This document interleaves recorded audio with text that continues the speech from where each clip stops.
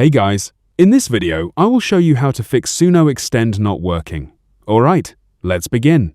First, go to the official Suno website at Suno.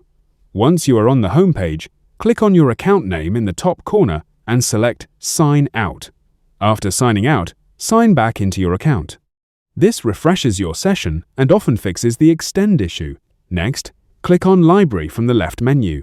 Choose the song you want to extend. When you are extending the track, make sure the ending of the song is clean and at a stable level. If the ending is too abrupt or distorted, the Extend feature may not work properly. If you are extending an already generated song and an error appears, refresh the page and try again from the Library section instead of the Creation page. This usually resolves the problem. So that's basically how you can fix Suno Extend not working. That's it for this video. If you find this helpful, consider subscribing and giving this a big thumbs up. Thanks.